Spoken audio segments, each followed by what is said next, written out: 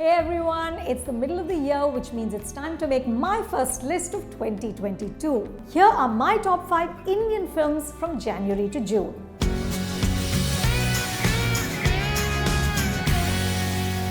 At number 5 is Pudu. Pudu means war.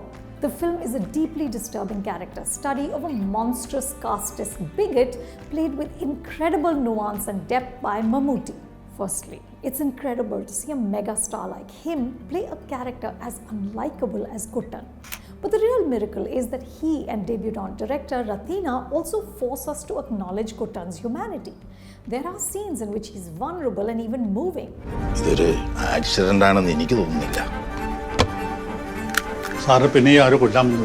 Pudu isn't a simplistic portrait, though the ending of the film becomes too literal and it brings down the storytelling by a few notches. But this film hits hard. At number 4 is Pada. Pada is based on an incredible true event. In October 1996, 4 men kidnapped the Palakkad district collector and held him hostage for several hours. They demanded that the government withdraw a new legislation which further marginalized Kerala's Adivasis. Writer-director Kamal K.M. creates a suspenseful but matter-of-fact thriller about 4 brave men played by some of Malayalam cinema's finest actors. Kunchako Boban, Dileesh Pothan, Vinayakan and Joju George. Hey Sachin! अनीतिकेतरे कलाबंद जाइएगा.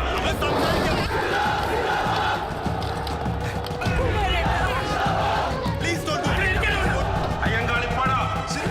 Pada, which means army, is a slow burn. I'll warn you, it took me some time to immerse myself into its rhythms, but the film seethes with anger which eventually envelops you. At number 3 is Bhootakalam. Bhootakalam is an unusually layered and complex horror film. Co-writer and director Rahul Sadasivan uses the standard tropes of horror. Things go bump in the night, doors creak open by themselves or stay shut, a dripping tap in a bathroom and a washing machine become terrifying. But he roots all of this in a larger, richer narrative about the fraught relationship between a mother and her son, Asha and Vinu, played by Revati and Shane Nigam. Their relationship plays out over several gloomy dinner table conversations. The arguments are raw and desperately sad. These are 2 broken individuals unable to help themselves or the other.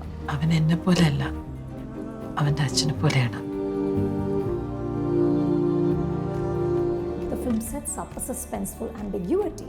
Is what's happening to Asha and Vinu real or imagined? This isn't explored enough, but mostly Bhootakalam walks the tightrope between scares and emotions with great skill. And Revati, who won her first Kerala State Award for her performance, is spectacular. At number 2 is Gangubai Kathiawadi, a rousing, purposefully melodramatic ode to a firebrand Mumbai sex worker in the 1950s. The film is loosely based on a true story from the book Mafia Queens of Mumbai, written by S. Hussain Zaidi with Jane Borges.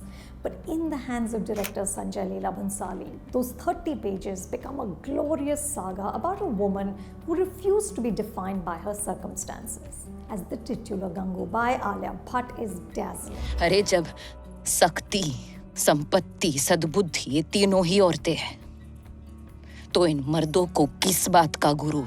Her childlike face is at odds with the violence, physical and emotional, that Gangubai endures, but this contradiction of steeliness and vulnerability gives the film its bruised, beating heart. And at number 1 are 2 films that couldn't be more unlike each other. S.S. Rajamouli's magnum opus RRR and director Vineet Srinivasan's gorgeous, aching coming-of-age story Hridayam.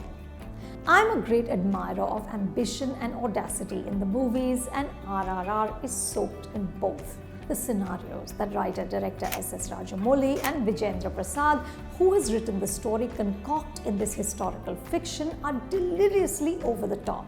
But each one lands because it's powered by the conviction of the storytelling. One of my favorite moments is in the second half. Bhim saving Ram from solitary confinement in a British prison. Ram's knees have been battered by British soldiers and he can't walk, so Bhim carries him. The 2 become one ferocious fighting machine, mowing down soldiers. Ram shoots from 2 rifles at once, lowering the guns only so Bhim can reload them. It's jaw-dropping, exhilarating action. RRR has overtly Hindu iconography. Critics have also pointed out uncomfortable casteist undertones in the depiction of the relationship between Bhim, a tribal man, and Ram, an upper caste Hindu. These are important conversations to have, but ultimately the film delivers a thundering, heady movie high.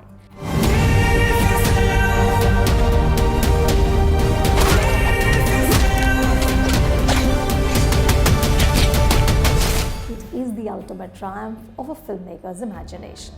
Hridayam is the story of Arun, a young man who goes from Kerala to Chennai to study. The first half is almost entirely set in college and focuses on Arun's love affair, heartbreak, and how he loses and finds himself again. The second is about growing up in the real world and coming to the understanding that despite the heartbreak, the missed opportunities, and the failures, it's glorious to be alive and that our mistakes make us.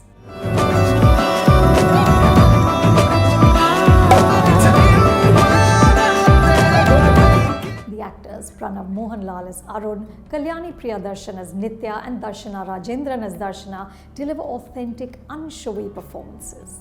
And the film features my favorite song of the year so far, Darshana. The soundtrack, 15 songs by Hesham Abdul Wahab, is absolutely magical. And here are the notable mentions.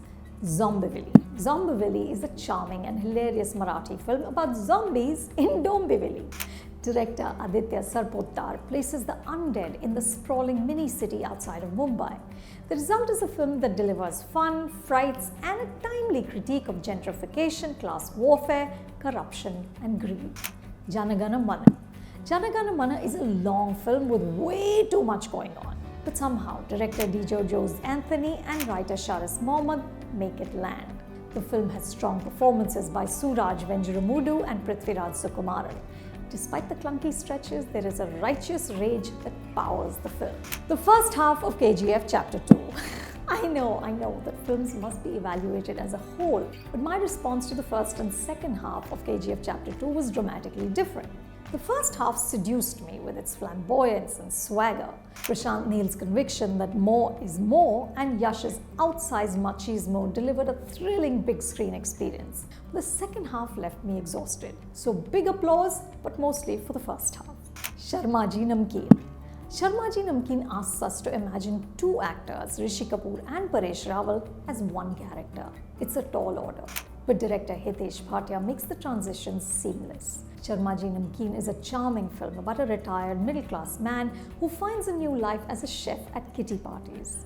This was Rishi Kapoor's last film, and the end credits, which run alongside outtakes featuring the actor, are guaranteed to make you cry. Badhai Do.